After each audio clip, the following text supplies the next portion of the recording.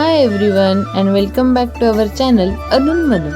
तर आज आहे नागपंचमी, तर सर्वांना नागपंचमीच्या खूप खूप शुभेच्छा.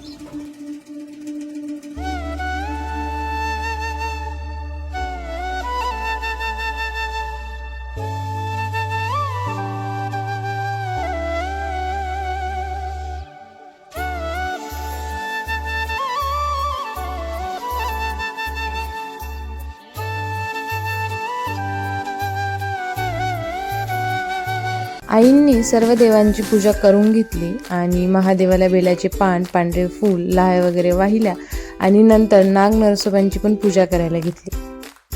नागपंचमीच्या दिवशी ज्या लाह्या प्रसाद म्हणून वापरतात, तर त्या लाह्यांच्या पॅकेटमध्येच ह्या नाग नरसोबांचा पण फोटो असतो. तर आईंनी त्या नाग नरसोबांची पूजा केली, त्यांना गंध लावले, फुलं वगैरे ठेवले आणि प्रसाद म्हणून लाह्या ठेवल्या. आता थोड्या वेळाने नैवेद्य वगैरे बनवणारच आहोत, तर मग तेव्हा नाग नरसोबांना, घरातल्या सर्व देवांना आणि वारुळाला जाताना पण 5 नैवेद्य असे नैवेद्य बनवून घेऊन जाणार आहोत. आईंची देवपूजा करून झाली आणि ह्यांना पण ऑफिसला जायचं होतं. नागपंचमीच्या दिवशी सकाळ सकाळ घरातल्या पुरुषांनी नागोबाला दूध वाहिलेलं चांगलं असतं.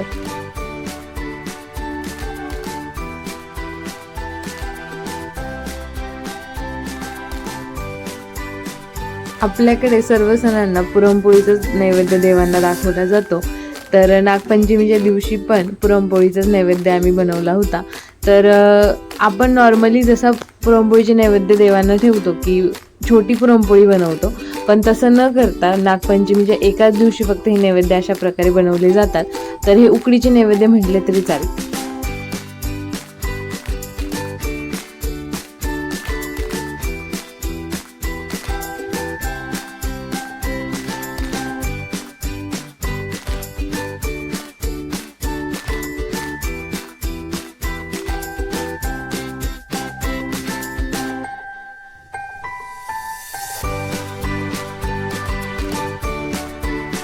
नैवेद्य झाल्यावर वारुळाला जायचं ताट बनवलं आणि आमचं आवरल्यावर मामी पण आल्या होत्या तोपर्यंत, आणि मग आम्ही दोघी तिघी वारुळाला जायला निघालो.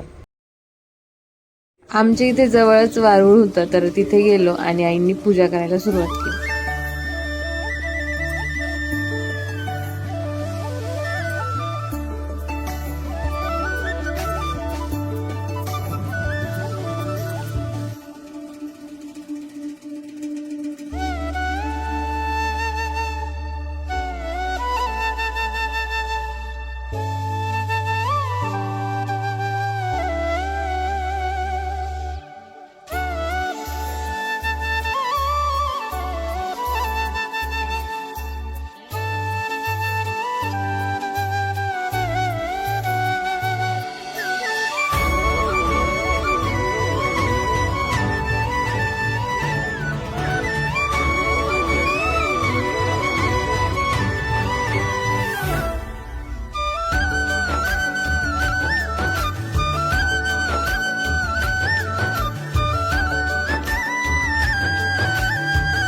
ही माझी दुसरी नागपंचमी होती.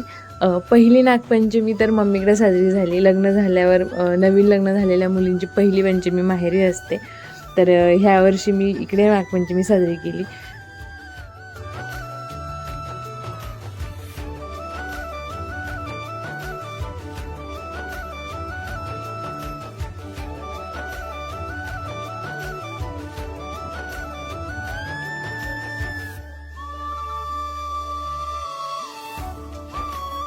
तर हा होता आमचा नागपंचमीचा मिनी ब्लॉग.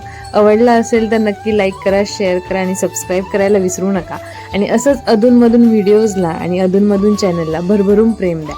भेटूया लवकरच नवीन ब्लॉगमध्ये. तोपर्यंत धन्यवाद.